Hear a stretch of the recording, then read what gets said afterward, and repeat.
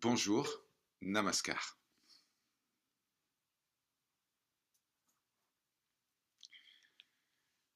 Aujourd'hui, ce serviteur aimerait vous inviter à une réflexion sur ce que signifie vraiment être un disciple. On ne va pas parler de la version idéale, pas celle des beaux discours, non, mais celle qui se révèle dans les moments de crise. Les évangiles nous montrent 4 visages qui ont côtoyé Jésus de près et qui illustrent 4 attitudes très différentes vis-à-vis du Seigneur. 4 types de disciples, 4 miroirs pour nous-mêmes. Tout d'abord, il y a Judas Iscariote, celui qui trahit dès que le maître ne répond plus à ses attentes. Judas a marché 3 ans avec Jésus. Il a vu les miracles, entendu les enseignements. Il a partagé les repas. Il était même celui qui tenait les cordons de la bourse. Et pourtant, quand Jésus n'a pas pris le chemin du pouvoir politique, quand il est devenu clair que le royaume ne viendrait pas par la force et la gloire terrestre, alors Judas a craqué. Il attendait un Messie qui renverserait Rome, qui le rendrait riche, influent, célèbre peut-être. Mais quand le Maître a parlé de souffrance, de croix, de serviteur, Judas a vu ses attentes exploser. Et il a vendu son maître pour 30 pièces d'argent, le prix d'un esclave. Judas nous représente quand on suit un ou une enseignante seulement tant qu'il nous donne ce que nous voulons. Succès spirituel, confort de la pratique, statut de bon disciple. Mais dès que le chemin devient escarpé, étroit, douloureux, dès que le scénario ou le personnage du maître semble s'éloigner de nos critères, nous trahissons. Parfois ouvertement, parfois en silence, en s'éloignant et en critiquant. Une question se pose. Est-ce que je suis capable de faire cela? Est-ce que je suis capable de trahir le maître, l'enseignement, quand il ne correspond plus à mes attentes? Ensuite, il y a le jeune homme riche, prêt à suivre, mais seulement s'il reste dans sa zone de confort. Les évangiles de Marc et de Luc racontent cette rencontre bouleversante. Un jeune homme riche, influent, respectueux de la loi, vient trouver Jésus. Il pose la bonne question: que dois-je faire pour obtenir la vie éternelle? Jésus l'aime. Les évangiles nous le disent explicitement. Jésus répond avec tendresse: tu as une chose qui te manque. Une chose.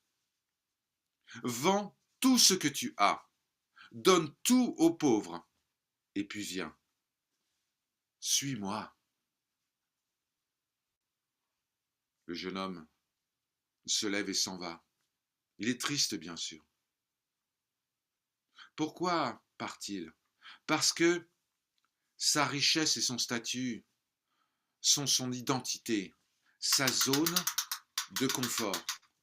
Il est prêt à suivre Jésus tant que ça ne touche pas son portefeuille, son statut, son avenir matériel. Combien d'entre nous sommes comme le jeune homme riche? On aime le Seigneur, on prie, on lit la Bible, le Coran, la Bhagavad Gita, mais dès que cela va commencer à toucher les finances, la carrière, le style de vie, le temps libre, on recule. On dit: Seigneur, je te suis, mais pas jusque-là. Le jeune homme riche nous montre que le vrai disciple, n'est pas simplement soumis à une question de morale ou même de religion. Il s'agit de déposer intégralement ce que nous croyons être, avoir ou faire, déposer cela aux pieds du Maître. Et puis, il y a Pierre. Pierre, c'est celui qui renie par peur de perdre sa vie. Pierre, le rocher, le roc, mais aussi l'impulsif. Il déclare: même si tous t'abandonnent, maître, moi, jamais. Il promet de mourir pour Jésus. Et puis, comme vous le savez, le maître est arrêté dans le jardin de Gethsémani. Et puis une servante reconnaît Pierre. Mais toi aussi tu étais avec cet homme, dit-elle. Alors Pierre a peur. Il a peur de souffrir. Il a peur de mourir. Et 3 fois, il renie. Je ne connais pas cet homme. Il jure, il pleure.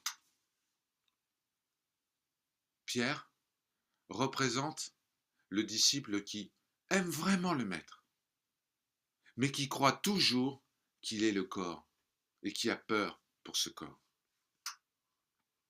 Celui qui déclare qu'il ira jusqu'au bout. Mais quand la pression monte, quand le danger survient, quand la croix devient une réalité, alors la peur prend le dessus. Mais Pierre ne s'est pas contenté de cet échec. Il a pleuré amèrement. Et plus tard, le maître va lui dire: m'aimes-tu? Alors, va et occupe-toi de mes brebis. Comme vous le savez, Pierre deviendra le socle de l'Église primitive. C'est un message d'espérance pour nous tous. Même un reniement grave, sérieux, n'est pas la fin.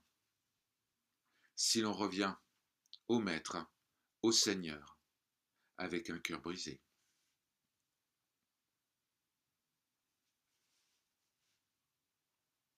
Et puis, il y a Jean,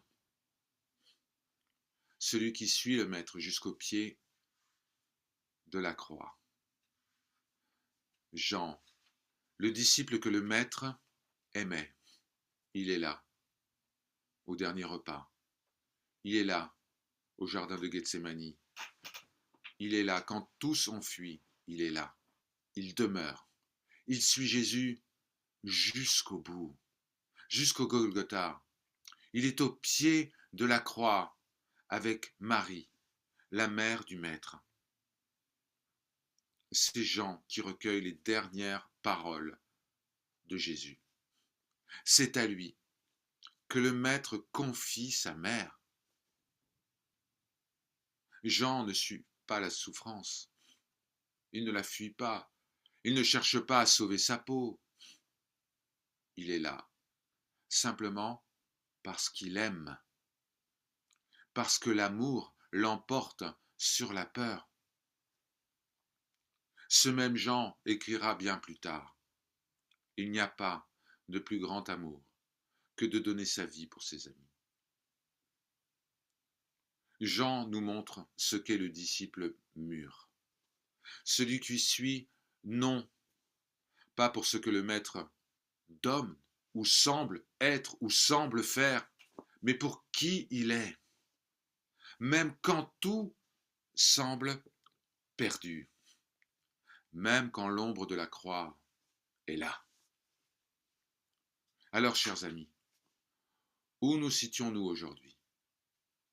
Sommes-nous Judas, prêts à trahir dès que le Maître ne correspond plus à l'image que nous avions construite? Sommes-nous le jeune homme riche, disposé à suivre, mais jusqu'à un certain point? Sommes-nous Pierre, courageux dans les bons moments, mais toujours attaché au corps? Ou sommes-nous Jean, celui qui reste, celui qui aime jusqu'au bout, celui qui accepte la croix par amour? Vous savez, Jésus a aimé Judas jusqu'à la fin. Il a regardé Pierre avec tendresse. Il a accueilli le jeune homme riche avec amour. Et il a confié son cœur et sa mère à Jean. Il nous appelle tous à nous élever en foi, à passer de Judas à Pierre et de Pierre à Jean, à laisser l'amour du Seigneur nous révéler la lumière immortelle que nous sommes. Prenons un moment. Demandons-nous, Seigneur, jusqu'où suis-je prêt à te suivre?